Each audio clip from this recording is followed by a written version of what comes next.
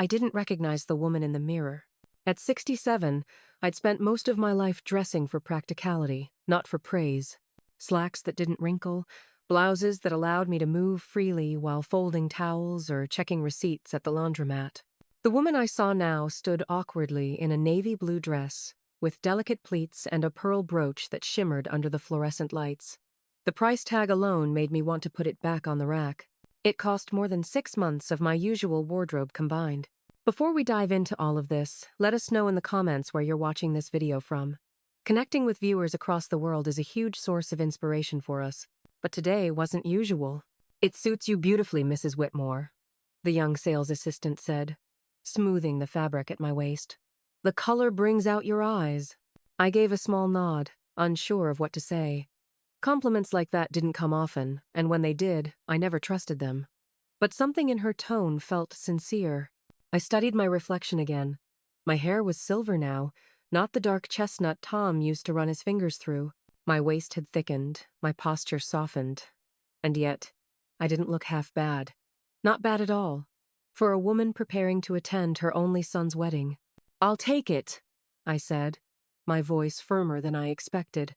I carried the dress back to the fitting stall, changed slowly, then watched the assistant ring it up while I stared out the window at Wilmington Street's early spring bustle. In all my years, I'd never left Charleston. I opened my first laundromat here on the corner of Broad and Queen, buried my husband here, raised my son here. This town held all the chapters of my life, some joyful, others harder to revisit. Now, Daniel was getting married. And even if things between us hadn't been easy in recent years, I still wanted to look the part. I didn't want to be remembered as the tired mother in orthopedic shoes and old cardigans. Not on this day. After paying, I stepped out into the parking lot, bag in hand. My old Toyota, still running after more than a decade, sat where I left it. I checked my watch. 2 o'clock. I had another appointment at 3. The wedding agency. The office was across town in one of those sleek new buildings, all glass walls and minimalist furniture. As I walked in, I was greeted by Carrie, a young woman with a clipboard and too bright lipstick.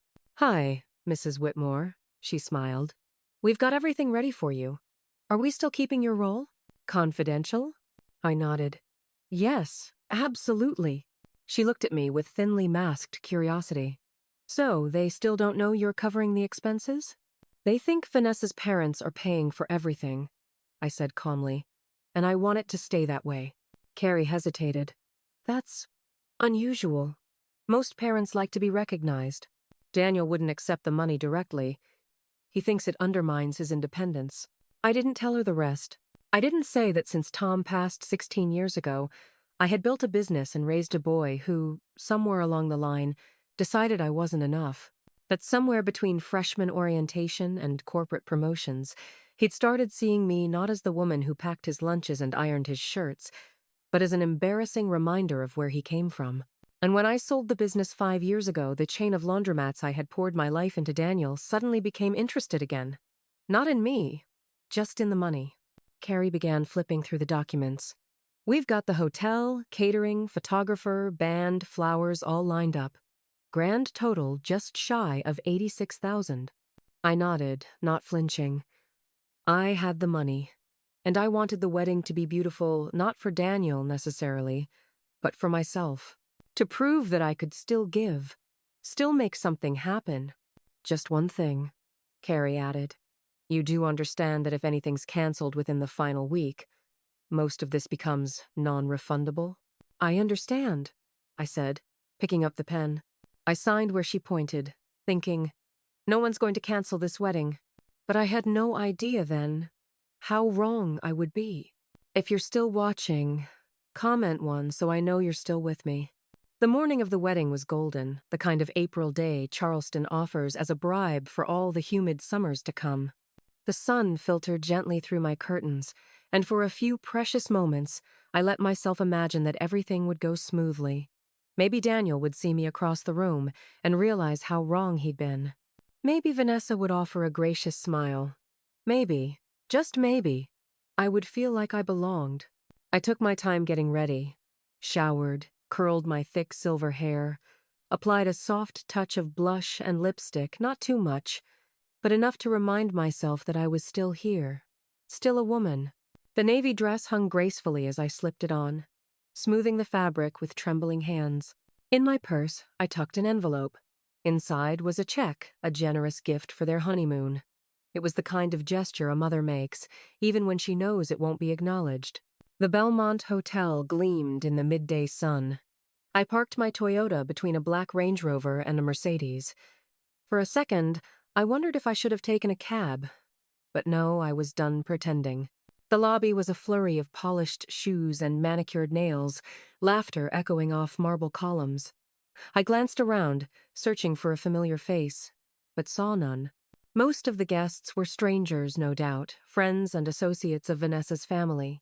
Over the years, Daniel had rarely introduced me to his world. I was always the woman on the other end of his voicemail, the name on the card. Then, like a rush of spring wind, I heard a voice. "Grandma!" I turned just in time to catch Ellie as she wrapped her arms around me.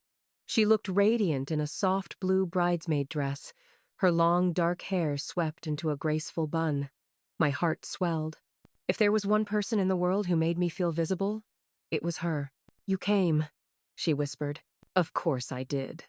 I smiled, brushing a stray hair from her cheek. "I wouldn't miss it." She hesitated. "I was afraid, because of Dad." I didn't answer. Instead, I slipped my arm into hers. "You look beautiful." "I'll introduce you to some of the bridal party," she offered. But just then I saw Daniel approaching from across the lobby. He was still handsome, in that tailored, magazine-ready kind of way. Tall, fit, clean-shaven with streaks of silver at his temples, just enough to seem wise. But his eyes, so much like his father's, held something colder now. Something I didn't recognize. He stopped a foot from us. "Mom," he said flatly, like he was confirming a name on a spreadsheet. "Daniel." I smiled, hoping to melt the tension. "What? What are you doing here?" I blinked. "What do you mean?" "I came to your wedding." He glanced around, then stepped closer, lowering his voice. "You're not on the guest list." My heart skipped. "What?" "We talked about this," he insisted, voice tight. "This event, it's small, exclusive. Vanessa's family, close friends, our colleagues. It's not personal. It's just that you wouldn't feel comfortable here." I stared at him.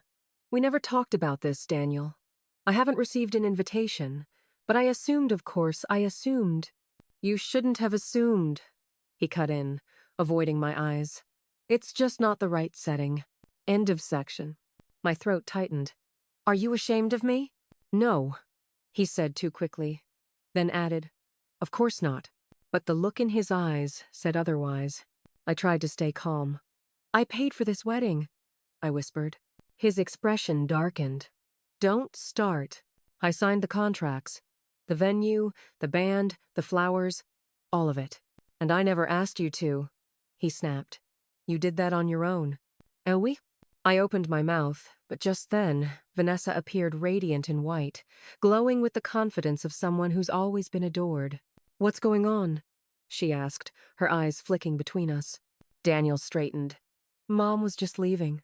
She gave me a polite, empty smile. "Oh, what a shame you couldn't make the ceremony. Perhaps next time." "Next time?" I looked at my son, hoping, praying he'd step in, that he'd say something. Anything. He didn't. "I'm sorry," he muttered. "But you weren't invited. Please go." And that was that. I don't remember how I got back to my car. I just know that the lobby spun like a carousel. I know that Ellie called after me, her voice cracking. That her hands tried to hold mine. That my own hands were trembling. Back in the driver's seat, I sat in silence. For over 4 decades, I had been everything for that boy cook, nurse, tutor, protector, provider. I had scrubbed his soccer uniforms at midnight, driven him to school in the rain, sold my jewelry to cover his tuition. And now, here I was, parked outside the wedding I had paid for, not even allowed to sit in the back row. I looked at the gift envelope in my purse, then at the dashboard clock. It was 3:42. The ceremony was starting in 18 minutes. The banquet at 7. I pulled out my phone and opened my banking app. $6,000. That's what today had cost me. But the real cost? The years, the loyalty, the hope, all spent on a son who now treated me like a stain on his shirt. I exhaled. Then I made the first real decision I'd made in a long time. I called Richard. I sat there in my parked car, engine off, purse still open on the passenger seat. A breeze rustled through the cracked window, but I barely felt it. My hands rested on the steering wheel, knuckles white. It wasn't anger coursing through me, not yet.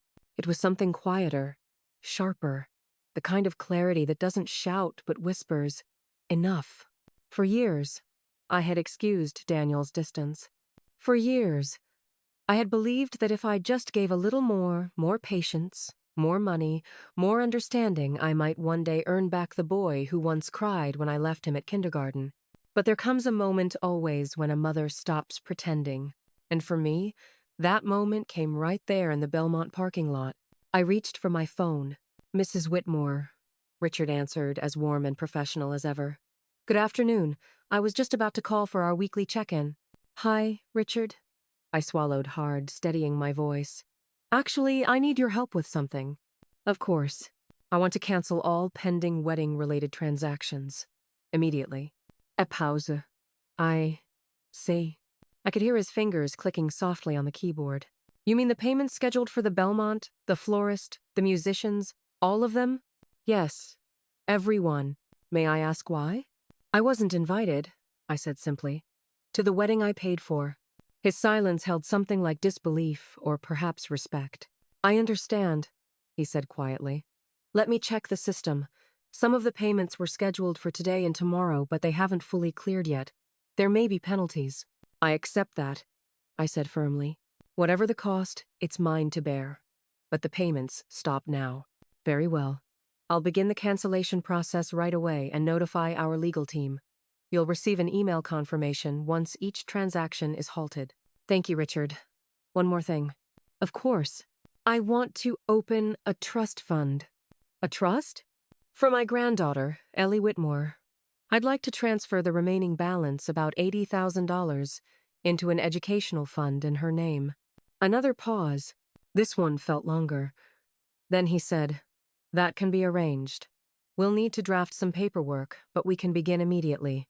Would you like the fund to be restricted to tuition and academic expenses?" "Yes. Tuition, books, housing, whatever she needs to get where she's meant to go." Richard's tone softened. "She's lucky to have you, Mrs. Whitmore." "No," I said. "I'm the lucky one." We ended the call, and I sat back in the driver's seat. My hands had stopped trembling. There was no music, no clapping, no gasps, but somewhere inside me, something enormous had shifted. For the first time in decades, I had said no. Not out of spite, not to punish, but because it was time. I started the engine and drove away from the Belmont. Behind me, guests were raising glasses, laughing. The band was tuning their instruments. Somewhere in the ballroom, Daniel was preparing to say vows. And none of them knew not yet that the floor beneath them was about to collapse. Back at home, I took off the dress and hung it carefully in the closet. I made myself tea, sat at the kitchen table, and watched the sun start its slow descent over the hedges I'd trimmed last weekend. It was done. The payments were canceled. The money was spoken for. The rest, the fallout, the shouting, the calls that would surely come could wait. For now, I sipped my tea and let silence wrap itself around me. If you're still watching, comment once so I know you're still with me. Ellie had always thought of her father's wedding as something out of a southern living, spread tasteful, elegant, filled with laughter and lavender sprigs tucked into linen napkins. And for the most part, that's exactly how it had looked when the guests first began to arrive. The Belmont's grand ballroom was dazzling. Crystal chandeliers bathed the space in warm light, and ivory floral arrangements cascaded from every corner. Guests floated between tables, sipping champagne and complimenting Vanessa's gown. A string quartet played soft classical music near the bar, and waiters in white gloves circled with silver trays. It was almost perfect. Almost. Ellie had noticed the tension in her father's jaw when he pulled her aside earlier, the clipped way he'd spoken to her grandmother. It didn't feel right. Then her grandmother disappeared. No goodbye. No second glance. She should have followed her then. Instead, she returned to her bridesmaid duties, smiling for photos, adjusting place cards, helping Vanessa with the bustle on her gown. But beneath her painted-on calm, a worry started to brew. Now, standing in the back of the ballroom with a flute of untouched champagne, Ellie watched her father pacing at the far end of the room, phone pressed to his ear, voice raised in hushed frustration. Vanessa stood beside him, arms crossed tightly across her chest. The hotel manager was back again the third time in less than 20 minutes. Something was wrong. The string quartet had stopped playing. Guests were starting to murmur, glancing toward the head table where no food had yet been served. Ellie's stomach turned. She made her way toward the cluster of voices. "What do you mean the payment didn't go through?" her father demanded. "I confirmed everything last week. Twice." I'm sorry, Mr. Whitmore," the hotel manager said, his tone cool and restrained. "But the payment was scheduled under a different party. That party has now reversed the funds. Without an active balance, we can't move forward with the dinner service or entertainment." "But we have a contract," Vanessa snapped.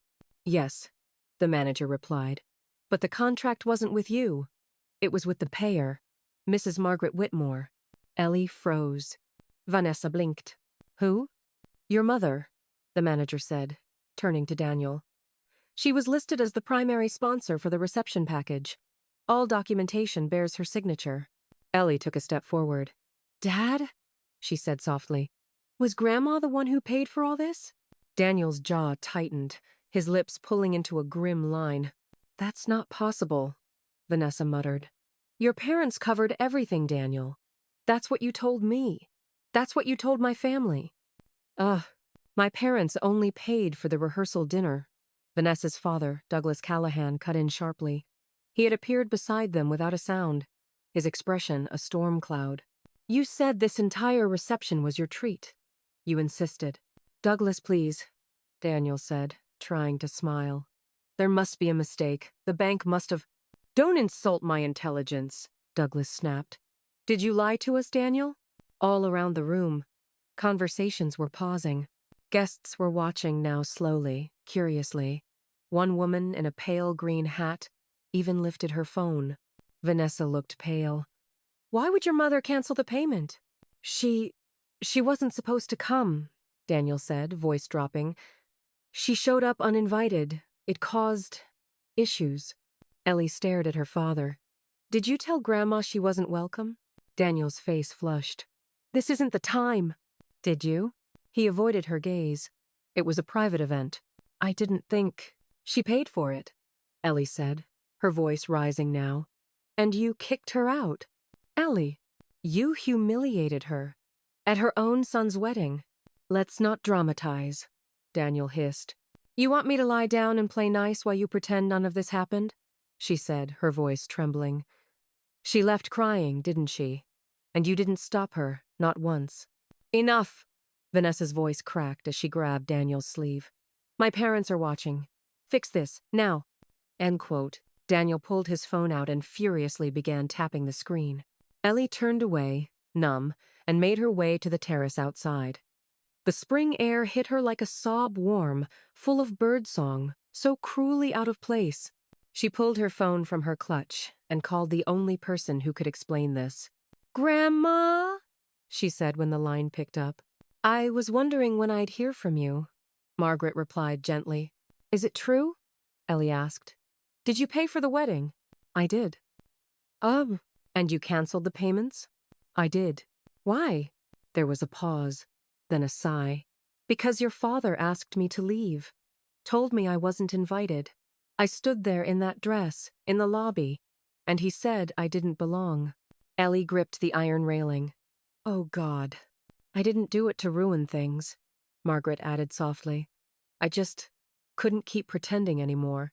A waiter stepped onto the terrace, confusion written on his face. "Miss? The head table just asked if we're still serving dinner." End of chat. "I'll call you back," Ellie whispered. "They're still figuring it out." "No rush, sweetheart. I'm here." Ellie returned to the ballroom to find that the manager had made his announcement. "Ladies and gentlemen," he said into a microphone, "due to unforeseen circumstances, Tonight's reception has been cancelled. We ask that all guests begin making their way to the exits. We apologize for the inconvenience. Gasps, murmurs, laughter in some corners. A few people clapped, thinking it was a joke. But when the lights came up and the music didn't resume, the truth settled like dust on every table. Vanessa ran from the room in tears. Douglas followed her, shooting Daniel one last look of pure disdain. Allie watched her father, her proud, calculating, image-obsessed father, stand there in the middle of a collapsing dream. His tie crooked, his eyes wide. He looked like a boy again, lost, unmoored. She wanted to hate him in that moment, but all she felt was sadness. This was what pride had cost him. Not just the wedding, but the one person who had loved him most. It was barely past 7 a.m. when the pounding began. At first, I thought it was thunder, then maybe the recycling truck. But the knock came again, loud, relentless, like someone was trying to beat the door off its hinges. I slipped on my robe and moved slowly down the hallway. My knees ached from sleep. My mind, surprisingly, did not. It felt clear, like something had been drained out of me during the night. Resentment, maybe, or expectation. The third knock came harder than the others. "Mom! Open up! I know you're in there!" I opened the door. There stood my son. Daniel looked like a man who hadn't slept. His wedding suit was wrinkled, the collar askew. His hair was a mess, his eyes bloodshot. His jaw was clenched, fists balled at his sides. Without waiting for an invitation, he pushed past me into the house. "You ruined everything," he hissed. I closed the door quietly behind him. "Good morning, Daniel." "Don't do that," he snapped, turning to face me. "Don't stand there acting like you didn't just destroy my wedding." I walked into the kitchen. "Would you like some coffee?" "I didn't come for coffee," he growled. "I came for an explanation." I filled the kettle, flipped on the burner. "You asked me to leave your wedding?" I said calmly. "So I left, and I stopped paying for it." "Oh, you did that out of spite." "I did that out of clarity." Daniel paced across the linoleum, muttering. "You went behind my back, paid for everything in secret, then sabotaged it all because you couldn't handle not being the center of attention." I turned to him slowly. "You're angry because the money disappeared, not because I disappeared. That's not true, isn't it?" He opened his mouth, then shut it again. The kettle began to whistle. I poured the water over 2 scoops of instant coffee, added milk to mine, and slid the other cup across the table. "I said I don't want—" "Drink it anyway," I said. "You look like hell." He sat, arms crossed, but took the cup. I sat across from him and waited. Let the silence do the work. Finally, he exhaled. "It was supposed to be perfect. It was supposed to be honest. You embarrassed me. In front of Vanessa's family. In front of all my friends." "Oh, you embarrassed yourself the moment you told your mother she wasn't welcome." He flinched. Just slightly, but I saw it. I set my cup down. "Do you know what it felt like, Daniel?" I asked. "Standing there in a dress I bought just for you, surrounded by strangers, only to be told I didn't belong." He didn't answer. "You used to come home every weekend in college," I said. "Call me before every midterm. Cry in the car after Dad died. What happened to that boy?" He stared at the table. "I grew up." "No," I said softly. "You forgot." A long pause followed. Then he looked up. "You had no right to cancel the payments." I met his eyes. "I had every right. It was my money." His voice dropped. "You could have just talked to me." I smiled. "The last time we had a real conversation was before you asked me to invest $200,000 in a promising idea from one of your friends. Remember that?" He looked away. "I said no, and you stopped calling for a year." That's not fair." "Number." "But it's true." The room fell silent again, save for the ticking wall clock. Outside, the garbage truck finally rumbled by. Daniel spoke without looking at me. "Vanessa's parents are furious. They think I lied, that I staged the whole thing to look generous. Vanessa hasn't said a word since last night. She just kept crying in the motel." "I'm sorry for her," I said honestly. "But not for you." He winced. "So that's it? You're done with me?" I reached into the drawer beside me and pulled out a white envelope, slid it across the table. "What's this?" he asked. "Confirmation. The money's been reallocated." "To who?" "To Ellie." He froze. I continued. "It's a trust. For her education, her future. She's the only one who ever saw me for who I am, not what I could give." Daniel stared at the envelope like it had teeth. "You gave it to her? All of it?" "Yes." "Oaf." He stood suddenly, knocking his chair back. "This is revenge." "No," I said. My voice even. "This is respect. For myself. Something I should have claimed years ago." Daniel stared at the envelope as if it might burst into flames. "You gave it all to Ellie?" "Yes." "All 86,000? 80,000, I corrected. "After administrative fees and penalties from canceling the wedding. The rest went to exactly where it should have gone, someone who has never once made me feel invisible." He opened the envelope with shaky hands, scanning the official letterhead from the bank, the signed documents, the balance already moved into a trust bearing Ellie's name. "You can't do this," he muttered. "I already have." "She's my daughter," he snapped, eyes narrowing. "I have a say in her finances." I raised an eyebrow. "She's 22, a legal adult. And this isn't your money, Daniel." "It never was." His face reddened. "You're doing this to punish me." I stood, slowly, and walked to the sink. I'm doing this to protect myself from further harm. There's a difference." He followed behind, looming like he used to when he was 6 and wanted candy before dinner. "You didn't even give me a chance to explain. One bad moment at a wedding, and you torch everything." I turned. "One bad moment? Daniel, this wasn't one bad moment. This was decades. Of absence, of dismissive glances, of silence, of only reaching out when you needed a check or a signature." He flinched. "I have sat in this house on every Thanksgiving for the last 6 years," I said, my voice trembling.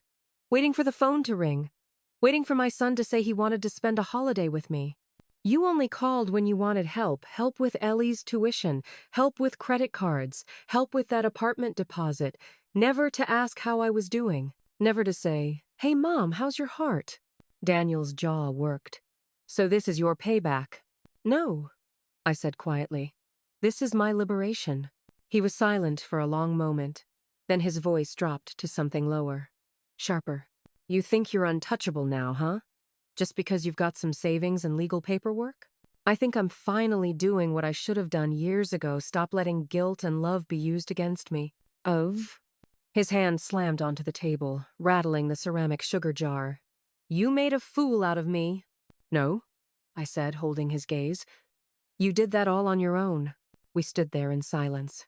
Two people who shared blood and memories but now stood on opposite sides of a chasm neither could cross. Finally, he reached for the envelope again and shoved it into his coat. "I'll fight this," he said coldly. "You can't legally block me out of my daughter's finances." I sighed. "It's done. My lawyer drafted the trust.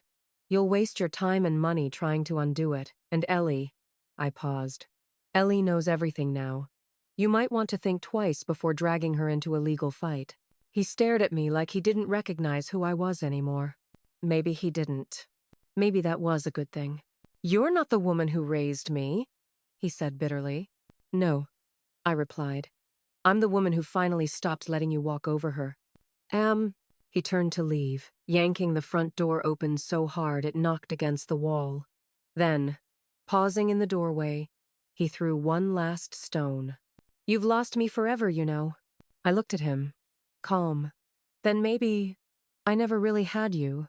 And with that, he was gone. The silence that followed wasn't peaceful, not yet. It was the kind of silence that comes after an earthquake, when the dust still hangs in the air, and nothing looks quite like it did before. I walked back into the kitchen, picked up the sugar jar, set it upright. Then I stood still for a long time, letting the weight of everything settle the fight, the fracture, the years of pent-up ache that had finally been named. And then I opened my laptop, typed into the search bar, "Real estate listings, Savannah, Georgia. If you're still watching, comment 1 so I know you're still with me." I didn't pack right away. Instead, I cleaned. Something about wiping down the kitchen cabinets, organizing the pantry, and vacuuming the corners of rooms I'd ignored for years helped me think, helped me breathe. I moved through the house like a woman preparing for guests, only this time, the guest was change. The morning after Daniel slammed my front door, I sat with a yellow notepad and began making a list. What still belongs to me? I wrote it at the top in all capital letters. Underneath, I didn't list furniture or dishes or framed family photos. I wrote, my name on the deed, my right to rest, my time, what's left of it, my voice, even when it shakes, my freedom to begin again, and somewhere near the bottom, the piece to no longer explain myself to anyone. I closed the notepad and walked out onto the porch, the early April air brushing past my face like an old friend. Across the street, Mrs. Finley was pruning her azaleas. She waved, and I waved back, knowing that one day soon, I would wave goodbye. Charleston had been my home for over 60 years. I was born here, married here, gave birth here, buried Tom here, built a business on the corner of Queen and Broad, where the windows fogged in winter and the customers always came on Saturdays with loads of laundry and gossip. But now, the town felt like a museum I'd stayed too long inside. Every street corner had a memory, some good, some that still stung, and I didn't want to walk past them anymore, not with a lowered head. Savannah had always called to me in quiet ways. A cousin who moved there years ago. A trip Tom and I once talked about but never took. The stories I'd heard about shaded squares, art galleries, and the slow charm of a place that didn't rush the day. So I searched.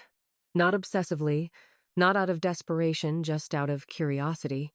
And then, 3 days later, I found it. A modest, one-story cottage with white shutters, a front porch swing, and a magnolia tree out front that looked like it had stood guard for decades. The online listing described it as cozy but bright, perfect for quiet living, creative pursuits, or fresh starts. I didn't need much more than that. I called the agent. I didn't overthink it. I didn't consult Daniel. I didn't ask anyone's opinion. I'd like to make an offer, I said. It felt like writing my name on a new page. The house sold faster than I expected. Within 5 days, a young couple with 2 children made a cash offer. They loved the yard, they said. The school district. The charm of the old place. I nodded politely through the showing, but something in me wanted to tell the woman not to use the third cabinet on the left, it stuck in summer, or to repaint the front bedroom only in fall, when the humidity didn't bubble the paint. But I didn't say anything. It wasn't mine to protect anymore.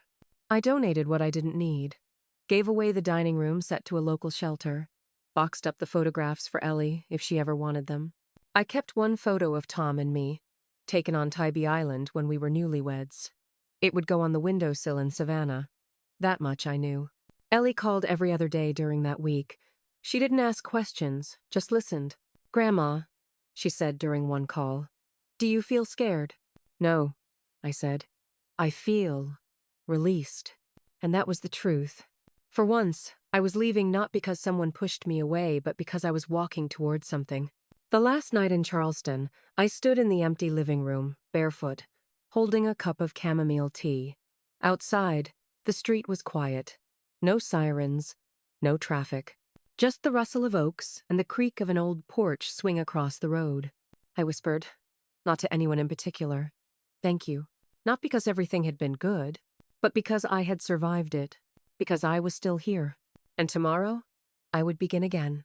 The drive to Savannah took just under 3 hours, but it felt like I was crossing decades. I left Charleston with the trunk full and my heart surprisingly light. My little Toyota carried everything that still felt like mine. 2 suitcases, a few books, the photo of Tom and me on Tybee Island, a yellowed recipe box, and a small potted fern that had survived more winters than I cared to count.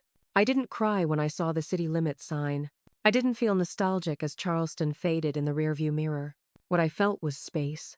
Room to breathe, to move, to become someone new, or perhaps, finally, to become someone I had once put on pause. The house was waiting for me. Cream siding, blue shutters, and a screened-in porch with a rusted swing that squeaked like an old friend clearing its throat. A welcome mat that read, "Come as you are." I smiled. I was doing just that. The first night in the new place, I slept with the window cracked open and the ceiling fan on low. I didn't dream about Daniel. I didn't replay the wedding or the argument or the years of silence. I dreamed of magnolias, a porch, the scent of lemon in tea, a watercolor brush swishing through soft blue. The next morning, I walked the neighborhood. Quiet streets lined with oaks and Spanish moss, neighbors with friendly nods and slow paces. I passed a bookstore, a hardware shop with handwritten signs, and a small cafe called the Magnolia Table, where I stopped for coffee and found they served fresh biscuits with honey butter.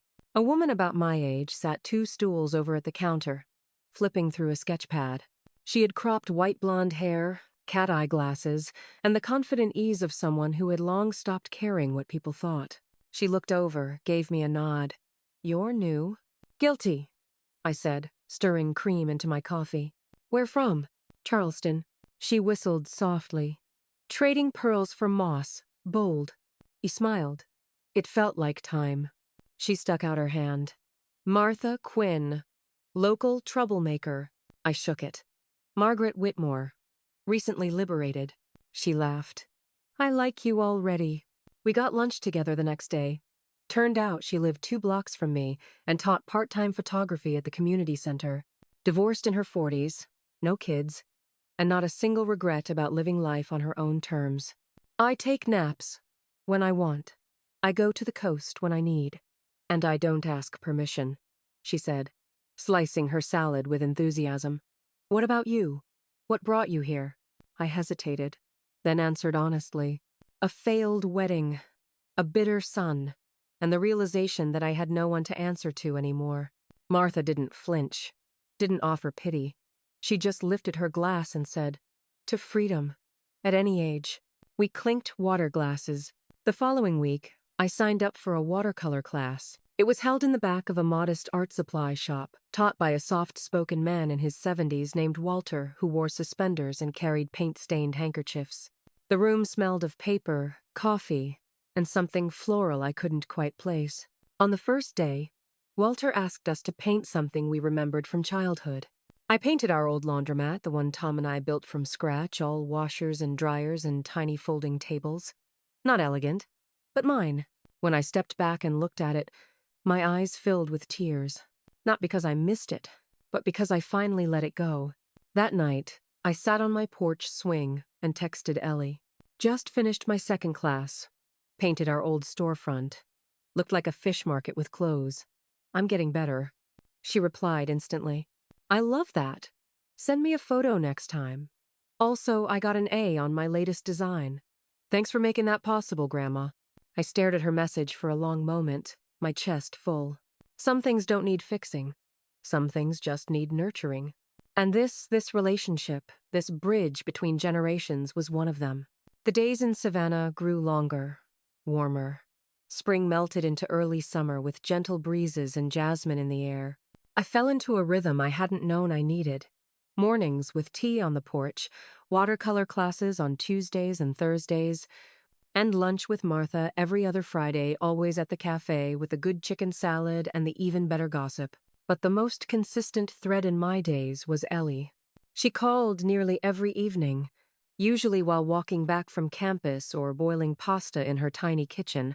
Sometimes we didn't talk about anything important. Sometimes we just listened to each other breathe while folding laundry or flipping pages in a book. There was a softness to our bond now, like something unspoken had settled into place, not just love, but mutual understanding. One Tuesday night, her voice was quieter than usual. "Dad took a job at a smaller insurance firm," she said. I paused in rinsing my paintbrush. "Oh?" "He says it's temporary. That the old firm let him go because of the incident." I didn't need her to explain what incident meant. Word spreads quickly in small cities and tight industries. You don't walk away from a public wedding disaster with your reputation intact, especially when you've told everyone your parents are funding a 6-figure event, only to be exposed otherwise. "And Vanessa?" I asked gently. Ellie sighed. "Still there, but it's strained." "How so?" She resents him. Keeps bringing up what happened. In front of people, too.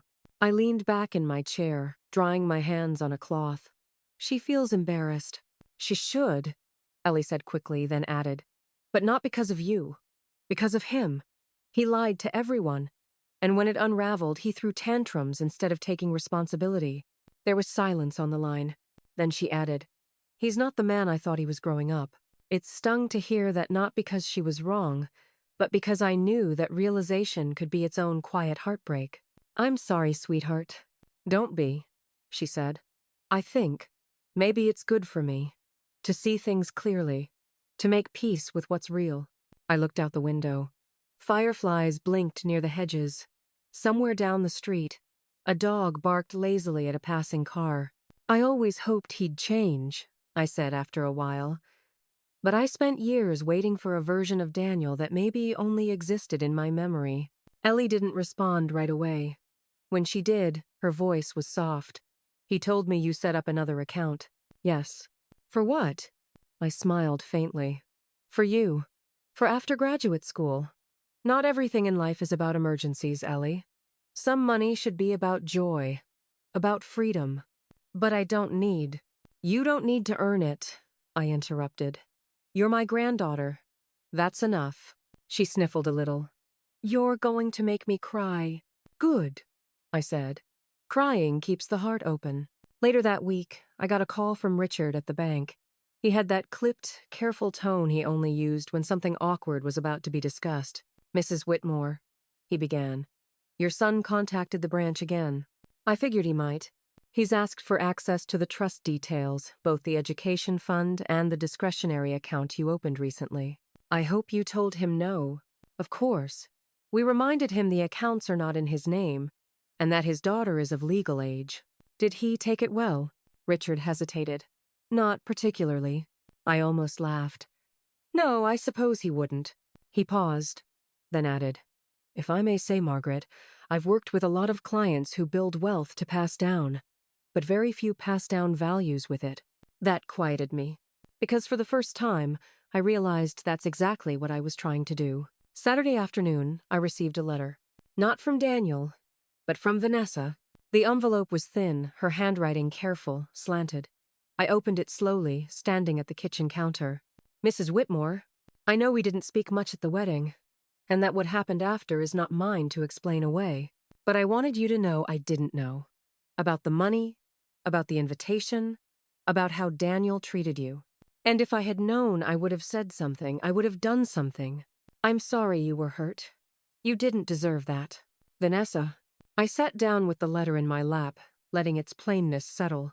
It wasn't forgiveness, but it was truth. And sometimes, that's enough. There was a drawer in my bedroom dresser that I hadn't opened since Tom passed. It was shallow, cluttered with old receipts, scraps of ribbon, postcards from places we'd meant to visit but never did. At the very back, under a faded scarf, I found it a small, worn notebook. I had almost forgotten it existed. On the cover, in faded blue ink, I'd scribbled, "Things I'll do someday." I sat on the edge of the bed and opened it. The first page made me smile. Number 1. Take a train across the country. Window seat. No deadlines, no company. Just me. Number 2. Learn to paint magnolias the way I see them, not how they're supposed to look. Number 5. Eat fresh peach pie in a Georgia diner with bad coffee and good people. There were 13 items in total, some silly, some impossible, like meet Paul Newman, but most were quietly doable if one had the nerve to stop waiting for permission. I flipped back to the first page and underlined it again. A train ride. That night, I booked a ticket. Savannah to Los Angeles.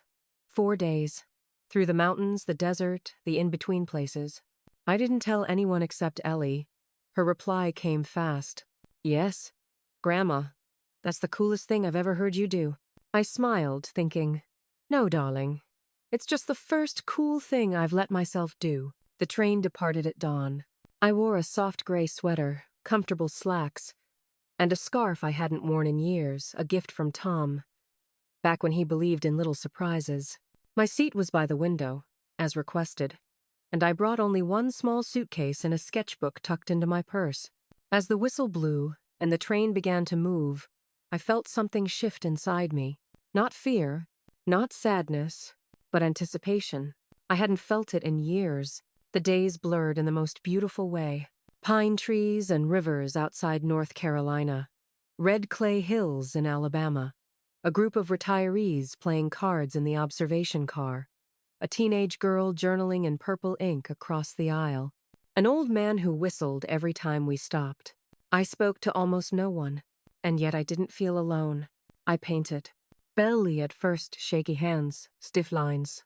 But by the time we reached Texas, I had filled 3 pages with sketches that actually looked like something alive. One morning, somewhere outside New Mexico, I watched the sunrise over flat land that seemed to stretch forever. I sipped bitter train coffee and thought, this is what freedom looks like. Not in the noise of escape, but in the quiet of choosing. At a stop in Arizona, I got off for 20 minutes and bought a slice of pie from a roadside diner. Peach, not too sweet. Crust like someone's grandmother still made it by hand. I took a photo and sent it to Ellie. Dream item, cinque check. She sent back a string of heart emojis, then wrote, promise me when you get back. We'll do something together off your list. Your choice. I wrote back, deal. But only if you add something to your own list, too. She replied, working on it already. By the time the train pulled into Los Angeles, I had seen 14 states, spoken to only a dozen people, and found something I didn't know I'd lost. Myself, at a slower speed. I didn't stay in the city long. Just 2 days. Just enough to wander down streets I'd never walked, sip coffee in a bookstore where no one knew my name, and sit by the beach and let the Pacific Ocean tell me I was still capable of awe. When I returned to Savannah, my house smelled like wood and sunlight.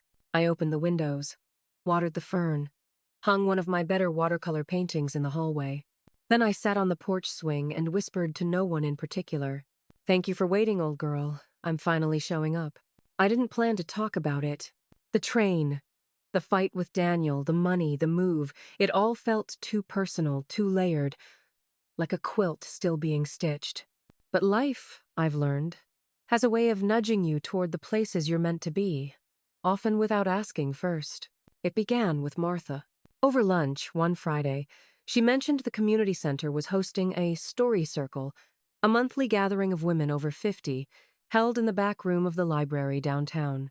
Mostly book club leftovers and retired school teachers, she said, dipping her fry in ketchup. But once in a while, someone says something that sticks. I raised an eyebrow. And you think I should join? I think, she said with a smile, you've got a story that might stick. I went. Out of curiosity, mostly. I wore a soft blouse and brought banana bread, the kind with walnuts and cinnamon crumble that always won bake sales back in Charleston.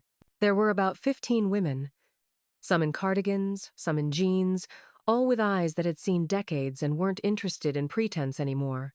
The leader, a retired social worker named Gloria, welcomed me with a kind smile and a spot on the couch beside her. No pressure, she said. You can just listen. But stories have a way of slipping out. Someone mentioned losing her husband last fall and the strange emptiness of morning coffee without him. Another woman talked about retiring and realizing she didn't know who she was without a job title. Then Gloria looked at me and said gently, "What brought you to Savannah, Margaret?" And before I knew it, the words came. Not all at once. Not with drama. Just the truth. How I spent years giving and giving until I forgot there was a person underneath the mothering. How I paid for a wedding I wasn't invited to.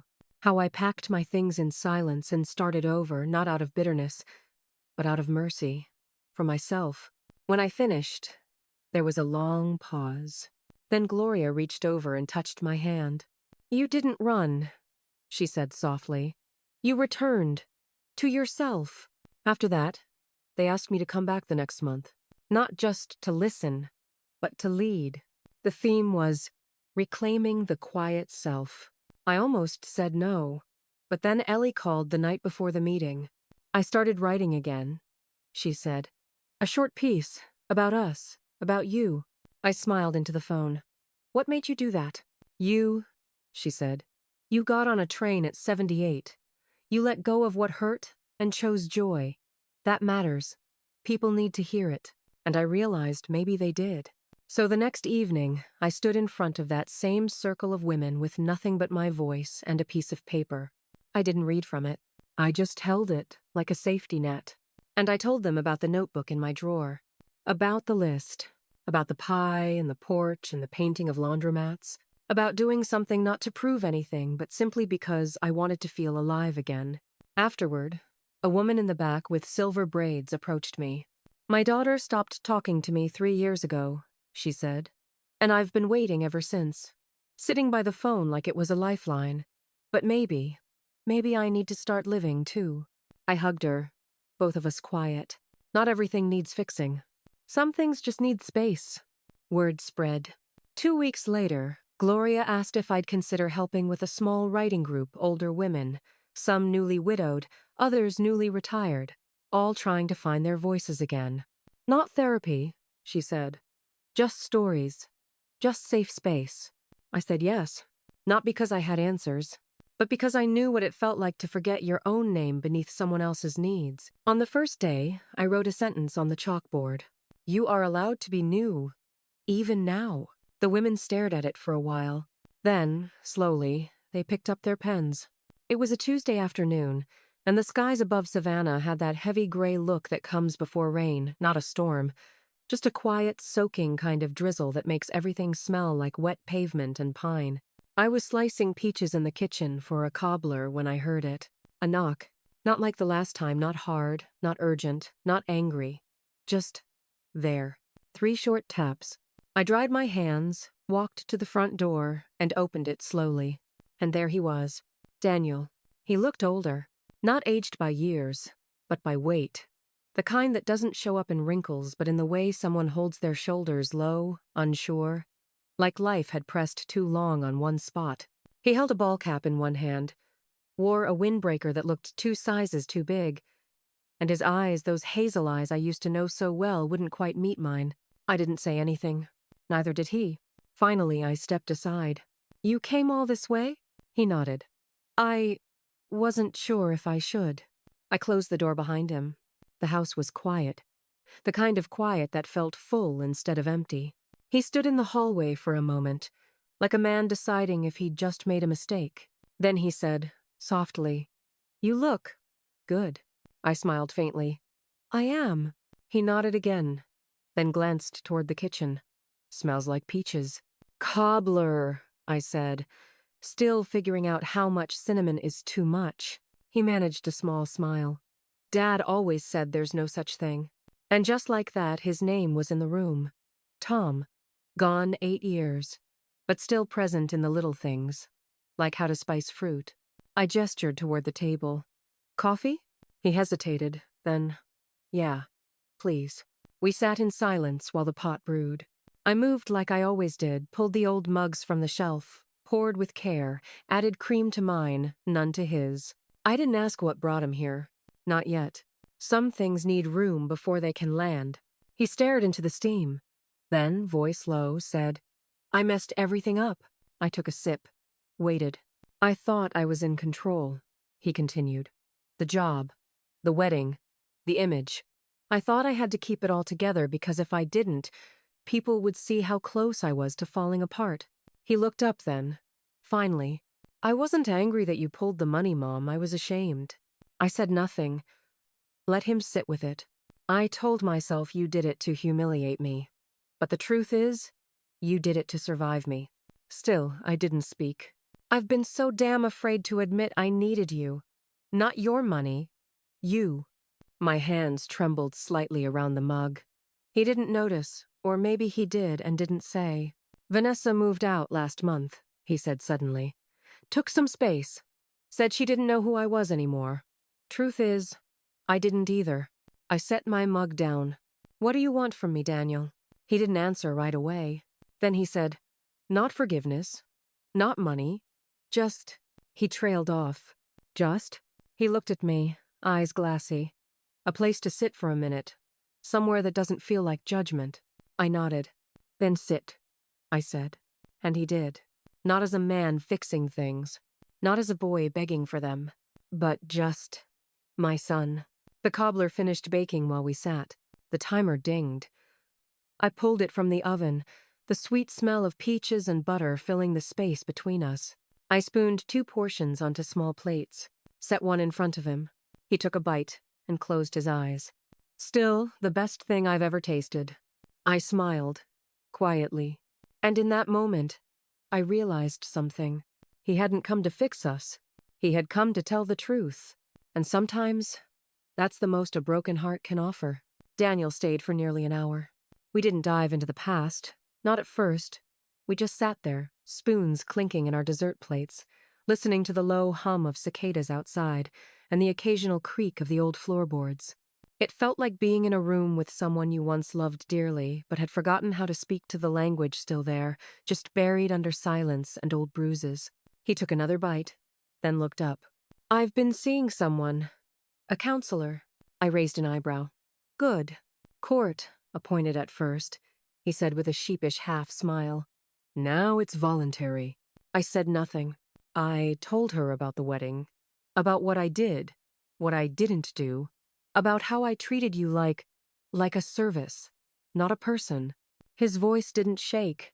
He wasn't looking for sympathy. He was simply telling the truth. She asked me if I ever saw you as more than the role you played, and I couldn't answer her. I stared at him for a moment. "And now?" He took a breath. "Now I see you." My throat tightened. I see the woman who worked double shifts while I was in high school, who didn't buy a new coat for 3 winters so I could go on those debate trips. I see the woman who stayed up with Ellie when she had pneumonia because Vanessa and I were at a conference. He set his fork down. And I see the woman who finally chose herself, even if it meant losing everything she used to give. I let that settle between us. He leaned back in the chair. "Ellie's proud of you, you know." "I'm proud of her," I replied. "She's strong. Soft, too. She's learned what you didn't. That strength isn't control. It's clarity." He nodded, then gently. "I'm not here to ask for anything, Mom. I know. I wondered if there's still room to know you, as you are now, not as I want you to be." That did something to me, because for so many years, our relationship was an exchange duty for approval, money for acknowledgement, presence for peace. And here he was, asking for none of that. Just a seat at the table. A chance to witness me as something more than Mom. I sipped my tea, then said quietly, "I won't go back to being what I was. I'm not asking you to. I won't carry your shame for you, Daniel. I won't mend your marriage, or smooth your reputation, or pay for your recovery." He nodded slowly. "I'm learning how to do those things on my own. And I'm glad." A pause. "But," I continued, "if you want to come down to Savannah every now and then, not to fix, not to prove, but just to sit on the porch and maybe help me paint the mailbox, I'd be okay with that." He smiled, not the boyish, charming grin he used to weaponize, but something quieter, older, humbled. "I'd like that." Another pause. "I can bring Ellie?" I nodded. "If she wants. I'd always rather her come because she chooses, not because anyone asks her to." "Understood." We sat a little longer. Then he looked around the small kitchen, the soft yellow walls, the worn tile floor. "You did good, Mom," he said. "This place feels like peace." I smiled. "That's exactly what I built it for." He stood, placed his empty dish in the sink without me asking, a small gesture, but one that once would have required a fight. At the door, he hesitated. "I won't call every day. I'm not asking you to, but I'll try to be better." "You're allowed to be new, too," I said, echoing the words I'd written for others, and maybe now, for him. He gave me a final look, full of something like respect, then stepped outside into the soft Savannah dusk. And this time, when the door closed behind him, it didn't sound like an ending. It sounded like a beginning, slow, careful, and entirely on new terms. Ellie arrived on a Saturday morning, all sneakers and soft sweaters, her hair pulled up in that effortless bun I could never quite master. She stepped off the bus with a canvas tote slung over one shoulder and a lopsided grin that made her look 10 years younger and 10 times more at home than she'd ever looked at Daniel's house. "Hi, Grandma," she said, wrapping her arms around me without hesitation. I hugged her back and whispered, "Welcome home," because that's what this place was becoming, not just for me, but for anyone who wanted rest, warmth, and honesty. We spent the morning drinking iced tea on the porch swing. I pointed out the squirrels that always bickered on the oak tree across the street. She laughed at how I'd named them. That fat one's Martin, the one with the limp is Sally, don't ask. Savannah suits you, she said, kicking her feet gently. You seem lighter. I nodded. I stopped carrying things that weren't mine. That afternoon, we walked through the neighborhood. The air smelled like honeysuckle and new mulch. We wandered past little antique shops, bookstores with cats lounging in the windows, and a bakery that sold lemon bars so tart they made you pucker and smile at the same time. Ellie insisted we split one, and we sat on a bench outside, our napkins catching crumbs as we talked about everything and nothing. I've been thinking about staying here for a while after graduation, she said suddenly, brushing sugar off her knee. I raised an eyebrow. Savannah? She nodded. There's a fellowship at the art museum. It's small, but it's meaningful. And after everything, I think I need to be somewhere that feels real. I smiled. You don't have to explain it to me, sweetheart. I came here for the same reason. She looked down, then up at me.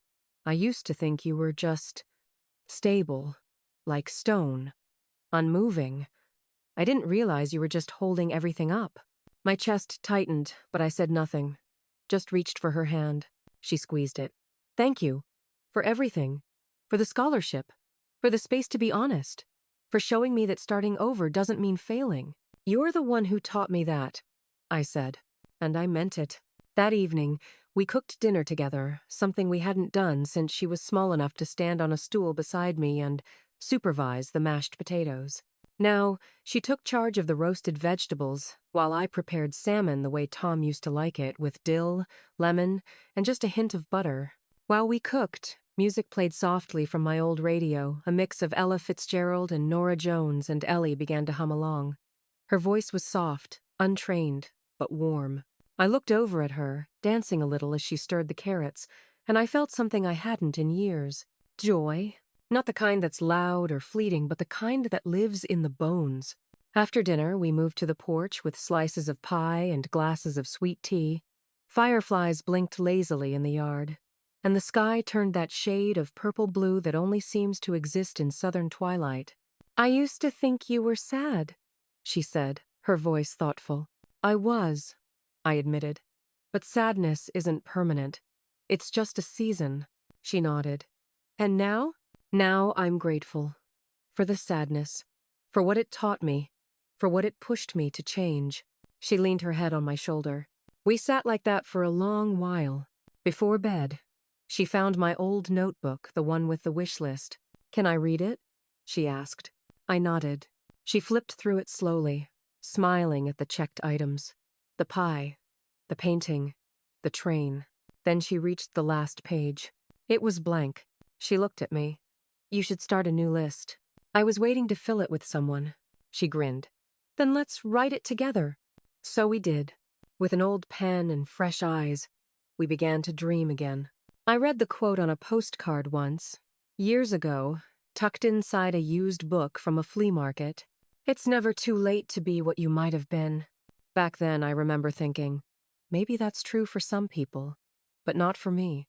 I had bills, responsibilities, roles to play, a son to raise, a husband to bury. And eventually, a story I told myself so many times, I began to believe it.